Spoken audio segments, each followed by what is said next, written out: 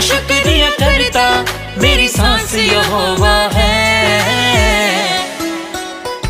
10 में कि परमेश्वर क्या चाहता है आपकी जिंदगियों से। हाँ पढ़ेंगे। अतः जो बोने वाले को बीज और भोजन के लिए रोटी देता है, वह तुम्हें बीज देगा और उसे फलवंत करेगा और तुम्हारे धर्म के फलों को बढ़ाएगा। हो सकता है आज आपके पास जॉब ना हो, नौकरी ना हो, घर ना हो, आशीष ना हो, लेकिन आप फिर भी आप मुंह लटकाए बैठे हो। लेकिन आपके अंदर ये विश्वास होना चाहिए आपके कैरेक्टर में, आपकी ईमानदारी में, क्योंकि परमेश्वर ऐसे लोगों को आज रात धनी करना चाहता है, ऐसे लोगों को आज रात छुड़ाना चाहता है, ऐसे लोगों की जिंदगियों में काम करना चाहता है। कैसे लोगों की? क्योंकि कह रहा है कि जो बोने वाले को बीज देता है, विश्वास दिला रहा परमेश्वर, कह रहा भोजन के लिए रोटी देता है, वो तुम्हें भी बीज दे सकता है, वो तुम्हें भी नौकरी दे सकता है, वो तुम्हें भी आशीष दे सकता है, वो तुम्हें भी चंगाई दे सकता है। लेकिन कह रहा है कि उसे फलवंत करेगा, कह रहा तुम्हारे धर्म के फलों को बढ़ाएगा। हालेलुया। कह रहा विश्वास करना, कह रहा इसका मतलब कह रहा अपने धर्म के फलों को बढ़ाना है आपको, अपने धर्म के फलों को, कहता आपके कर्मों को आप बाहर निकालना है, अपने आपके जो कर्म छिपे हुए हैं उसको बाहर निकालना। जब आप अपने कर्मों को बाहर निकालते हैं, जैसे किसी पर दया करना, किसी के लिए कह रहा झूठ से दूर हो जाना,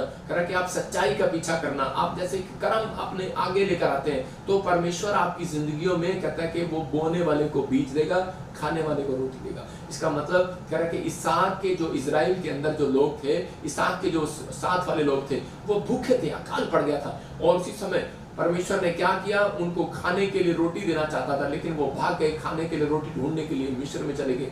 और उसी समय कह रहा इसहाक जो है कह रहा वहीं पर रहा, और उसी समय परमेश्वर ने कहा इसहाक मैं तुझे कह रहा खाने के लिए रोटी नहीं दूंगा, मैं तुझे बीज दूंगा। लेकिन हो सकता था इसहाक रोता परमेश्वर के सामने, बोलता मुझे भूख लग रही है, तू मुझे बीज दे रहा है, और उसी समय लेकिन वो बीज को खा सकता था, लेकिन बीज उसने खाया नहीं है। उसने उसका कहा मैं इसको खाऊंगा नहीं, मैं इसको बोऊंगा परमेश्वर के लिए। हालेलुया। आपको समझ में आ रहा है? कहता है कि बहुत सारे लोगों को सैलरियां मिलती हैं, लेकिन उसी समय वो खा जाते हैं उस सैलरी को, वो परमेश्वर का थैंक्स नहीं करते। जब हमारे घर में सैलरी आती है, मैं उसी समय क्या करता हूँ, मैं आपको बता रहा हूँ, जब मैं नौकरी करता था तो उसी समय मैं सैलरी मिलने के बाद मैं अपने लोगों को भी समझाता हूँ। पास्टर सपना भी ऐसे ही करती है कि अपनी सैलरी जब लेकर आती है तो उसी समय परमेश्वर तेरा धन्यवाद हो, तूने हमें सैलरी दिया।